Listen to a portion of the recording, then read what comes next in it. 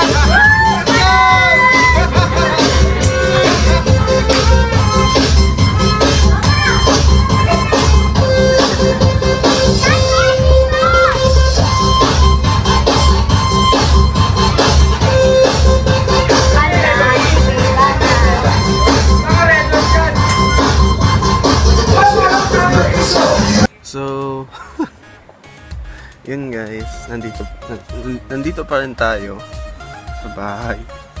And umaga na guys, umaga na. And yung nakita nyo kanina, yung clip na yan is nangyari yan kagabi sa New Year. We just celebrate the New Year for someone who passed away before Christmas and New Year. So kung nasan man si Kuya Richard ngayon, ay maging masaya ka kasi naway maging masaya dyan kung nasan ka man ngayon. At paniguradong namimiss ka ng Ate Ami. Panigurado yan. And yun guys, it is almost 10 AM in the morning, guys. And ano pa ba, saglit lang yun saglit lang nangyari yun kagabi. Tapos yung mga kapitbahay nag-happy sila after that scenery. So ganun tayo mga Pinay, we celebrate that kind of events in our lives, especially sa mga tao sa iba. And masaya ako for that.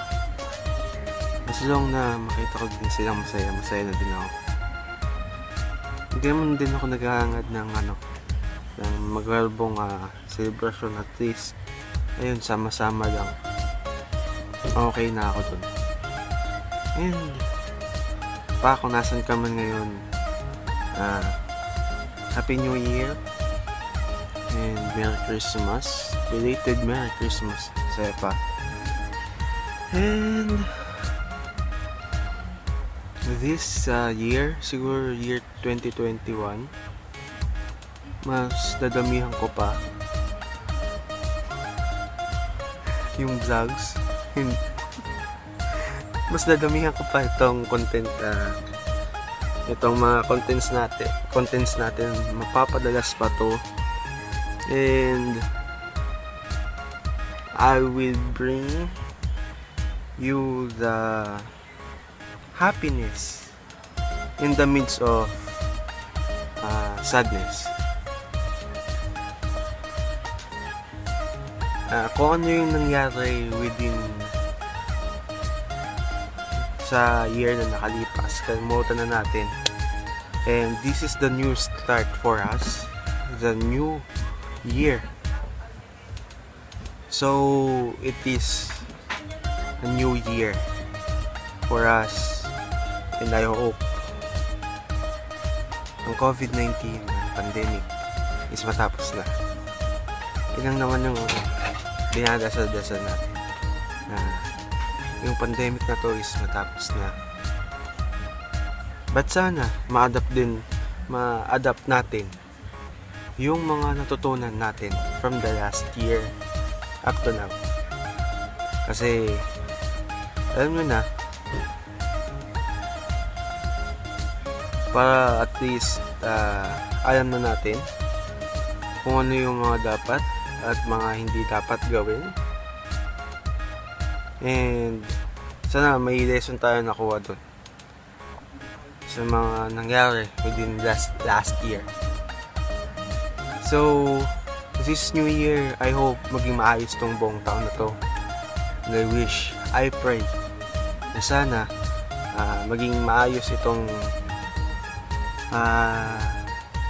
new start natin, and I hope for your good health, for your new start, and I pray na sana magkaroon ka pa ng good health, di lang para sa akin, hindi para doon sa mga taong nandyan nakapaligid sa akin, sa mga taong maaabot itong video na to.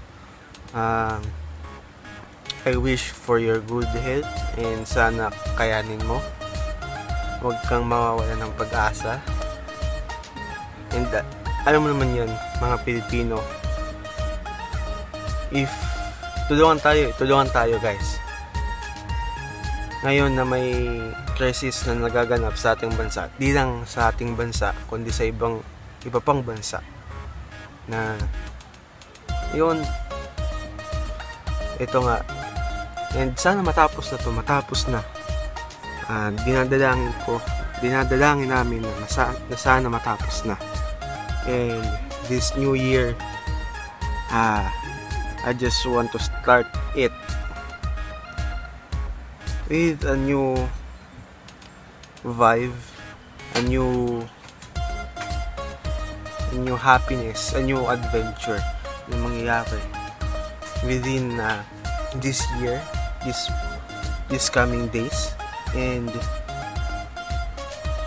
naway maging prosperous to para sa ating lahat, prosperous year para sa ating lahat. And yun guys, dito na natin tatapusin to, and kung nagustuhan mo to, please like this video and comment down below kung ano pa yung mga nasa isip nyo. And kung bago ko pa lang dito sa ating channel, please subscribe and ring the notification bell for more videos to come, and peace.